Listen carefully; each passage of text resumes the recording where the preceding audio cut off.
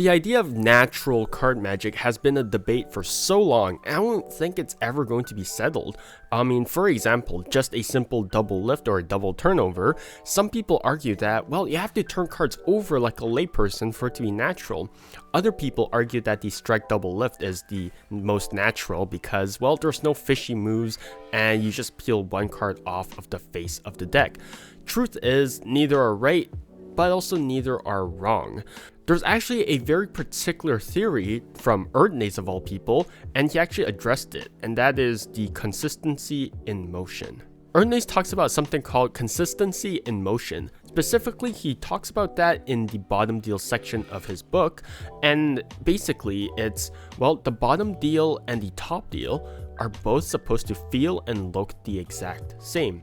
So I'll just quote a passage from the book, quote, "The swing and the wrist action for dealing the top and bottom cards are just about the same," unquote. So notice how he actually doesn't actually mention mechanics. He mentions the swing and the wrist action. So just these simple things that don't really contribute to the mechanics of the move have to feel the exact same way as, well, just your normal top deal. All right. So in a nutshell, what this tells us is the real thing and the fake thing should look and feel the exact same. This doesn't mean for like just one effect, however, this phenomenon doesn't have to only last for one effect. This means that throughout the entire time that someone is watching you perform, you have to maintain the same consistent actions. You have to do the same thing, and they should look and feel the exact same way, whether or not you're doing a move or whether or not you're just doing performing, like doing what you actually are. So for example, if you're just taking one card off the face of the deck, if you take it off like a glide, then for the remainder of the show, for it to look natural, you have to take cards out as if you were doing a glide. That is consistency in motion. So another example is if your turnover is a push off, then both singles and multiple cards should look like this.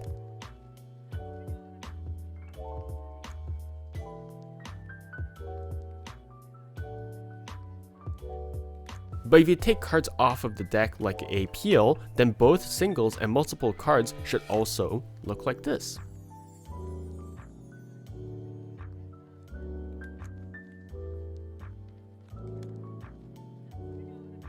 There should be no difference in handling because the biggest giveaway for something like being done like mischievously or done with trickery is, well, change. Now obviously I'm using things like lifts or glides for example, but even things as simple or as minute as the way that you deal should also, well, be consistent all across the board.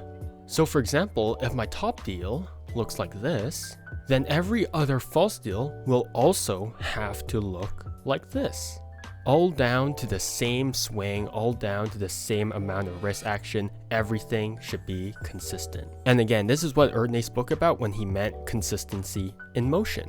Even the way that you spread should also be consistent all throughout. So when you spread in tiny little pushes like so, then every single spread that you have to do, so for example for moves like the spread pass or for the DMB spread control, you have to spread the deck using little pushes.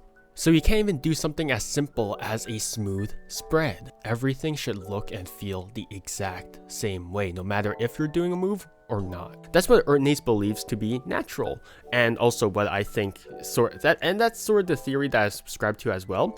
That's what I think is natural as well. It's consistency in motion. But what about doing moves like lay people? Isn't doing moves differently from normal people a giveaway? Well, the answer lies within that question.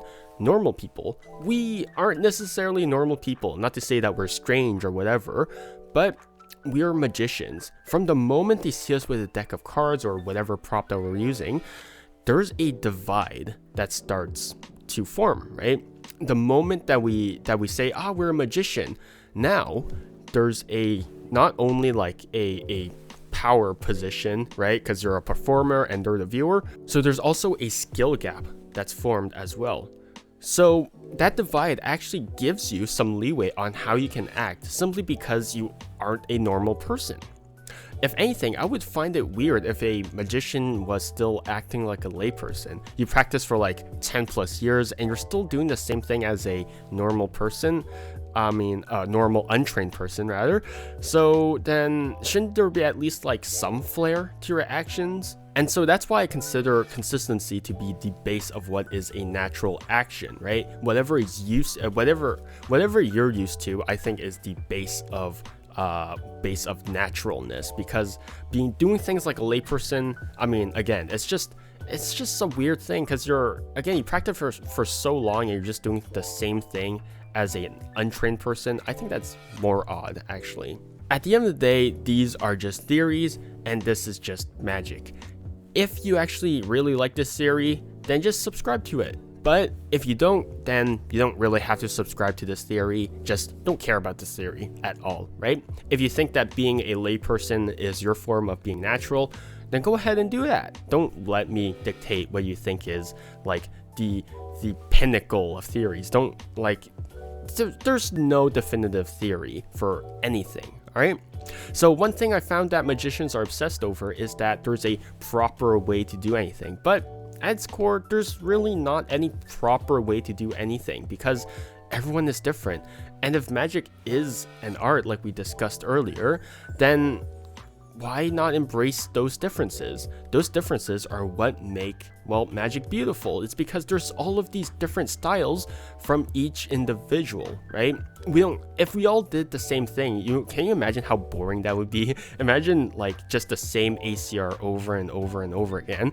Already ACR, some people are complaining that, it's so repetitive, but just those personal touches on how cards should be handled, how those things should be, how the timing of everything, those are all personal touches, and those are all like our own personal theories.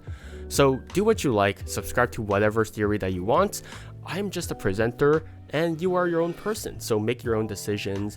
And I made mine on consistency and motion, and honestly, it just depends on what you like.